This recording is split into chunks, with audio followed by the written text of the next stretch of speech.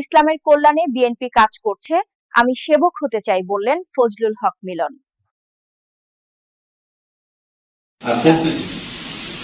অর্থাৎ সমাজ যত অনাচার হচ্ছে, যত অসঙ্গতি হচ্ছে, যত পাপাচার হচ্ছে, কোন না কোন ভাবে দেখবেন কোন না কোন শক্তি, কোন না কোন নেতা এটার সাথে জড়িত। প্রমাণ না থাকলে কিন্তু জড়িত ছাড়া এই কাজ করতে পারে। এইটুকু বললাম, বাকিটা বুঝে নেন। আর আমরা যদি বলতেন ভোটের আগে আসলে আমরা সব কাজ করতে চাই, এটা সত্য।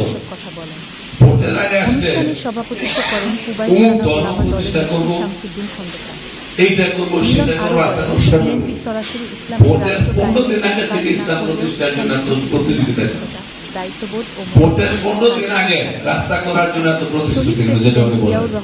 ভোটের পরে এমন কিছু কথা বলবো যে কথার পত্রিকায় ভোট হবে, বাংলাদেশকে মুসলিম বিশ্বের এমন দেখবো সমস্ত জীবনে আমরা একটি লিবারেল ধারাবাহিক কর্মসূচি দেখবেন।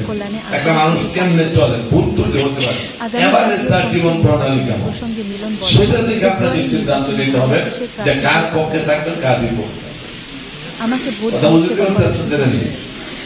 মিলন উপস্থিত আলেমুলামাদের প্রতি কৃতজ্ঞতা। আরেকজন বলেছেন যে ভুল ধরে দিলেই দোয়ার কাঙাল মনে আপনারা অনেকে ক্ষেপে যান। সামান্য সহযোগিতা, সত্য কথা বললে, অপ্রিয় কথা বললে যদি সত্য, কোনো অনিয়ম বা ক্ষেপে যান। চাঁদাবাজি এটা সত্য। মানুষ আমি অবশ্যই একটা ব্যবস্থা কথা আছে, তার সবাই শুনে উপস্থিত বক্তারা রসুল মিলনকে বলেছে গাজীপুরবাসীর যে আস্থার পৃথিবীর মধ্যে অভিহিত করেন। সবচেয়ে মধুর সুর তিনি হচ্ছে শুধু রাজনীতিবিদ নন, প্রশংসা। সমাজসেবক হিসেবেও সর্বস্তরের মানুষ প্রশংসা করতেন আপনি, এটা কি সভায় মজা উপস্থিত লাগে, ছিলেন পুবাইল সত্য থানা অমৃত। বিএনপির সভাপতি এবং এই প্রশংসা শুনলে সাধারণ সম্পাদক হারুন, মধুর লাগে, কিন্তু সাংগঠনিক প্রশংসায় কোনোদিন সম্পাদক মানুষের আলী উপকার ভূঁইয়া, হয়। যুগ্ম সাধারণ সত্য সম্পাদক কথা উপকার হয়। এই জন্য বলা হয় আলী, যে তুমি যখন তোমার বন্ধুকে উপদেশ দিবা, অনুষ্ঠানটি সঞ্চালনা তখন করেন তোমার উদ্দেশ্য উচিত তাকে তুমি উপকার করবা, তাকে আর সত্য কথা বলতে পারবে না। সেই লোক যখন আপনার কথা শুনবো ধৈর্য সহকারে, তখনই মনে করবেন সে আসলে মানুষ। আমি ক্ষুদ্র ব্যক্তি, এই অভিজ্ঞতা আপনাদের মোবাইলে হয়তো না, যেহেতু আমি কোন প্রশাসনিক কাজে এখানে এর আগে থাকার সুযোগ হয়নি। আমার সামনে কথা স্পষ্ট যে বলতে পারেন, আমি মনে করি সে আমার উপকার করবে। আর আমি ভুল করতেছি, কতক্ষণ পরে ভুল করতে যাতে ভাই ভাই সব ঠিক, সব ঠিক ভাই, এইদিকে অ্যাকসেপ্টিও ভাই, আপনি যা বলে গেছেন এটার উপর কোনো কথা নেই ভাই, আমার ভুলে সবাই সর্বনাশ, সেই কথা। সত্য কথা বলবেন, আমি মাথা বেঁধে। ভাষণের মধ্যে সবচেয়ে মূল্যবান ভাষণকে বলা হয়, যেটা আব্রাহাম লিঙ্কন দিয়েছিলেন, গেবল অ্যান্ড বাই দ্য পিপল। এটা বলা হয় বিদায় হতে ভাষণ। এই বিদায় হতে ভাষণ কি বলেছিলেন? হে আমার উম্মতগণ, আপনারা বলুন আল্লাহ যে দায়িত্ব আমার উপর দিয়েছেন আমি কিন্তু পালন করতে পেরেছি? তখন হে আল্লাহ রাসূল, হ্যাঁ আপনি পালন করতে পেরেছেন। 3 বার বলছে, ঠিক কিনা? আমি কিন্তু কম জানি বলতে না। তখন বলতে যদি এটি করতে পেরে থাকি, তাহলে তোমাদের কাছে আমি 2টা জিনিস রেখে দিলাম, এক আল্লাহর কোরআন আর আমার সুন্নাহ। এই সুন্নাহ বাদ দিয়ে কোরআন আলোচনা করলে একটু আংশিক দিক খণ্ডিত হয়ে যায়। আমরা অনেকে, তাহলে সেই রাসূলের ইজ্জত সম্মান রক্ষা করা তৌহিদি জনতার ইমানদার মানুষের সবচেয়ে বড় দায়িত্ব না? আল্লাহ রাসূলের উপরে আল্লাহ তাআলা বলতে, আমার হাবিব আমি এই কোরআন পবিত্র কালাম, এটা কার উপর নাযিল করলাম? আল্লাহ রাসূলের উপর নাযিল করেছে কোরআন। এটা কিন্তু বিএনপির উপর নাযিল করে নাই, এটা জামাত ইসলামের উপর নাযিল করে নাই, এটা অন্য কোন পার্টির উপর নাযিল করে নাই। কারণ আমার আপনার কিন্তু খণ্ডিত আকারে এই কোরআন সুন্নাহ, এটা কোন বাদ দিয়ে আলোচনা করা, কিছু করা বড় গর্বিত অপরাধ, বড় গর্বিত অপরাধ, এবং নবীর সুন্নতের খেলাফ হয়, এবং এটা আদবেরও খেলাফ হয় এবং গুনাহ আমি মনে করি। আপনারা কি জানেন? কাজে এই জিনিসগুলি খেয়াল করবেন যে আমরা কোথায় আছি, কি করতে চাচ্ছি। কোন বিশেষ মতবাদ দিয়ে আপনি কোরআনকে ব্যাখ্যা করতে পারেন না, কোন বিশেষ মতবাদ দিয়ে কোরআনকে আপনি আচ্ছাদিত করতে পারেন না। কোরআন সম্পর্কে মতবাদ থাকবে মানুষের, আলেম ওলামাদের থাকবে, আলেমদের থাকবে, পরের ব্যক্তিদের থাকবে, আল্লাহর ওলিদের থাকবে, পণ্ডিত ব্যক্তিদের থাকবে, কিন্তু যে আল্লাহ বলেছেন বাল হুয়া কুরআনুন ফি লাউহিল মাহফুজ, কোথায় সংরক্ষিত? লাউহ মাহফুজে সংরক্ষিত কোরআন, এবং বলেছে আল্লাহ যে কিয়ামত পর্যন্ত এই কোরআনকে হেফাজত করার দায়িত্ব আমি নিজে নিলাম। সেইখানে এই কোরআনকে কোন বিশেষ মতবাদ দিয়ে খণ্ডিত আলোচনা করে আপনি পলিটিক্স পিছিয়ে দিলেন, এটা হওয়ার কথা না।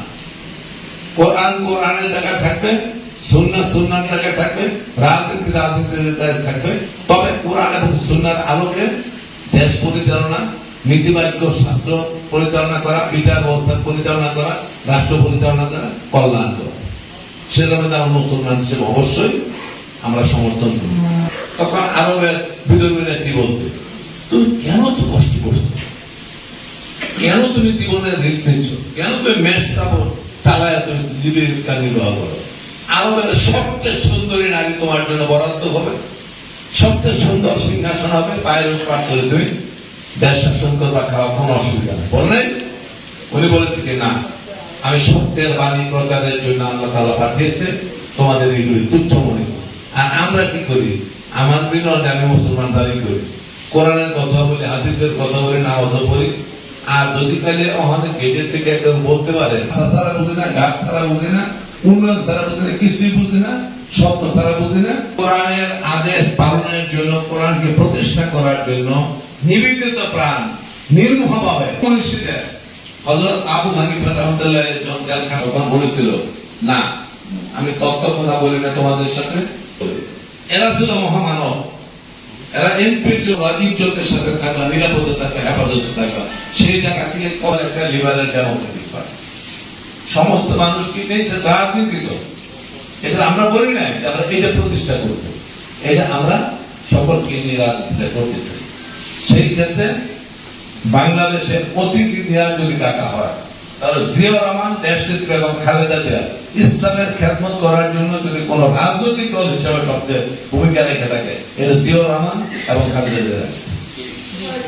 সংবিধান যেটা দিয়ে আপনি রাষ্ট্র পরিচালনা করবেন, যেটার মধ্যে প্রবেশ গেট কনস্টিটিউশন, আপনি যেটা দিয়ে প্রবেশ করবেন, শুরু করবেন, কোরআনের আগে কি আউযু বিল্লাহি মিনাশ শাইতানির রাজিম, বিসমিল্লাহির রহমানির রহিম, তারপরে কোরআন শব্দ।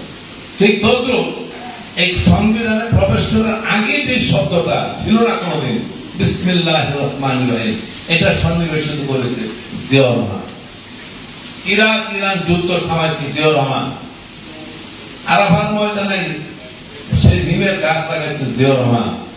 ওয়াইসি সম্মেলনের মধ্যে গর্ব করে উনি সেখানে যোগদান করেছেন। কাজে ইসলামিক ফাউন্ডেশন বলেন, যা কিছু বলেন, এবং এই জমি দান বলেন, যত কিছু কাজ এই জিয়াউর রহমান করেছে, খালেদা জিয়া আপনারা দেখা করেছে। কাজে আমরা সরাসরি ইসলাম প্রতিষ্ঠা করতে চাই, ইসলামিক দল এই আলোচনা হলো ওলামায়ে কেরামের জবান থেকে। আল্লাহ তাদের বিভিন্ন রকমের কথাগুলো আমরা শুনলাম, এবং আমাদের যিনি নাকি প্রতিনিধি তিনিও শুনেছেন। আল্লাহ খাস করে তিনি আমাদের কাছে যে জিনিসের প্রত্যাশা করেছেন, আল্লাহ তার কাছে আমরা দাবি রেখেছি, তিনি কোরআনের মহাব্বত, দিনকে সামনে রেখে, ইসলামকে সামনে রেখে আল্লাহ তিনি কাজ করতে চান। আল্লাহ তার ইজ্জত এবং মাকাম থেকে বাড়ায়, আল্লাহ তিনি কবুল ও মনসুর করেন।